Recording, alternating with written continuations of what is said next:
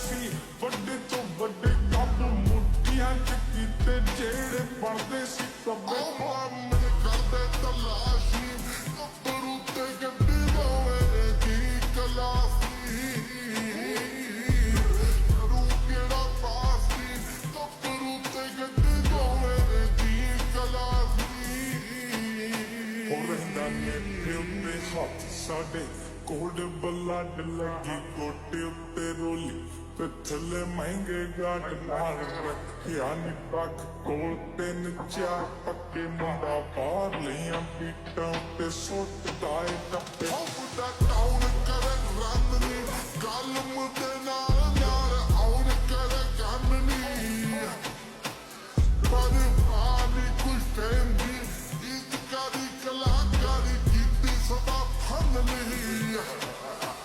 ਗੱਲਾਂ ਕਰਦੇ ਮਸੀਨੇ ਜੋਗੇ ਹੋਰ ਆਉਂਦਾ ਕੰਮ ਦੀ ਬਿਨਾ ਪੈਸੇ ਅੱਗੇ ਆਉਣ ਇਹਨਾਂ ਚ ਦਮ ਨਹੀਂ ਕੱਢ ਲਾ